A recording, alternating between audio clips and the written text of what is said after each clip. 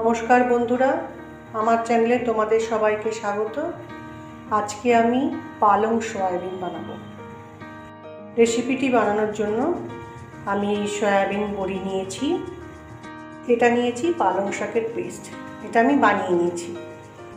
পালং শাকটাকে ভালো করে ধুয়ে পরিষ্কার করে নিয়ে গরম জলে মিনিট খানেক আমি একটু ফুটিয়ে নিয়েছি। তারপর গরম জল থেকে তুলে ঠান্ডা জলে রেখেছি। তারপর ঠান্ডা জল থেকে তুলে নিয়ে মিক্সিতে পেস্ট করে নিয়েছি, দিয়ে এভাবে বানানো হয়েছে। সয়াবিন বড়িগুলো সেদ্ধ করার জন্য আমি একটু গরম জল ফুটতে দিয়েছি। এবার গরম জলের মধ্যে আমি সয়াবিন বড়িগুলো দিয়ে দেব।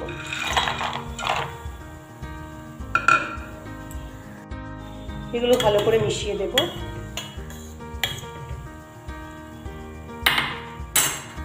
সয়াবিন বড়িগুলোর মধ্যে একটু লবণ দিলাম, ভালো করে মিশিয়ে দেব। এটা সেদ্ধ হয়ে যায়, তারপর এগুলো জল থেকে তুলে নেব। সয়াবিন বড়িগুলো খুব সুন্দরভাবে সেদ্ধ হয়ে গেছে। এবার আমি এগুলোকে জল থেকে তুলে নেব। সয়াবিন বড়িগুলোকে আমি জল থেকে ছেঁকে তুলে রেখেছি।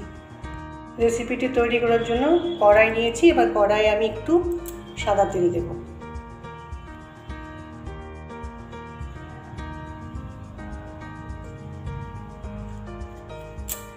তেলটা গরম হয়ে গেলে এতে আমি ফোড়নগুলো দেব।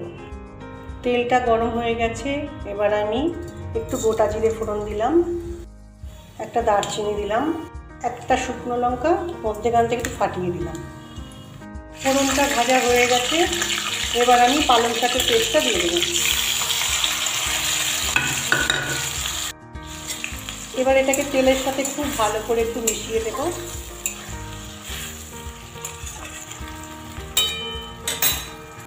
একটা টমেটো আমি একটু গ্রেট করে নিয়েছি। গ্যাসকে সিম করে রেখে আমি পালং শাকের পেস্টকে একটু কষিয়ে নিয়েছি মিনিট খানেক ধরে। এবার আমি টমেটো যেটা গ্রেট করে রেখেছি সেটা দিয়ে দিব।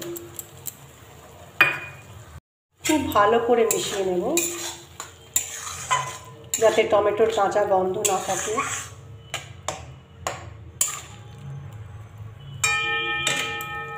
এবার আমি একটু নুন দিলাম,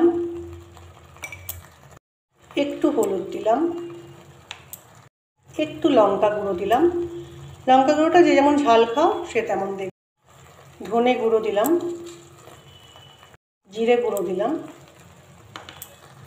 মশলাগুলো তোমরা তোমাদের পরিমাণ মতো দেবে।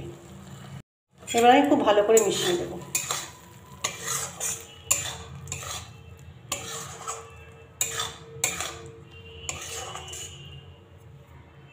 মশলাটা খুব সুন্দর করে কষানো হয়ে গেছে। এবার আমি একটু কসুরি মেথি দিলাম। এবার সয়াবিনগুলো দিয়ে দেব, দিয়ে খুব ভালো করে মিশিয়ে দেব।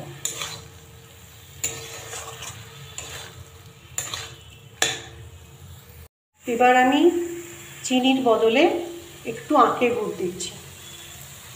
এটা ভালো করে মিশিয়ে নেব।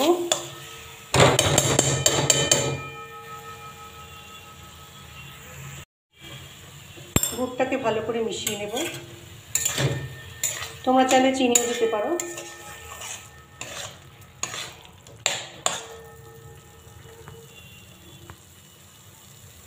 মশলাটার সাথে সয়াবিন খুব ভালো করে কষানো হয়ে গেছে। এবার আমি একটু গরম মশলা গুঁড়ো দিলাম, আবারও খুব ভালোভাবে মিশিয়ে নেব।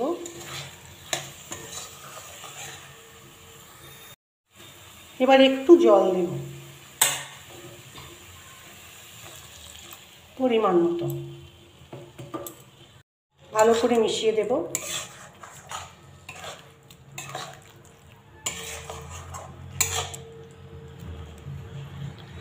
এটা কিছুক্ষণ ফুটুক।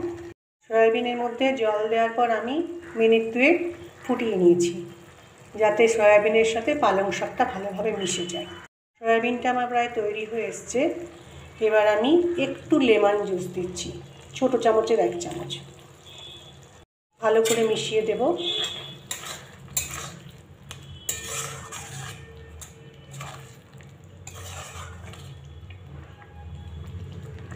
লেমন জুসটা দিলাম কারণ অনেক পালং শাকের মধ্যে একটু তেতো ভাব থাকে, জাস্ট অল্প। তো লেমন জুসটা দিলে সে তেতো ভাবটা কেটে যায়। তোমাদের এখানে আর একটা কথা বলে রাখি, আমি তো এই সয়াবিনের মধ্যে একটু গুড় দিলাম। যারা চিনি দেবে তারা নুনটা ঠিকঠাকই দেবে, কিন্তু যদি গুড় দাও, না আখের গুড় দিলাম, যদি গুড় দাও তাহলে নুনটা একটু কম দেবে, কারণ গুড়ের মধ্যে একটু নোনতা ভাব থাকে। পালং সয়াবিনটা আমার তৈরি হয়েছে, এবার আমি গ্যাসটা অফ করে দেবো। পালং সয়াবিন রেসিপিটি আমার তৈরি হয়ে গেছে। আশা করি তোমাদের ভিডিওটি ভালো লেগেছে। এটি সম্পূর্ণ নিরামিষ একটি রেসিপি। ভিডিওটি যদি ভালো লেগে থাকে তাহলে একটা লাইক করো আর সাবস্ক্রাইব করে আমার সঙ্গে থেকো। তোমরা যে আমার ভিডিওটি এতক্ষণ দেখলে তার জন্য তোমাদেরকে আমার অনেক ধন্যবাদ। আজকে ভিডিওটি এখানেই শেষ করছি, ফিরে আসছি পরের একটা ব্লগে। তোমরা সবাই খুব ভালো থেকো।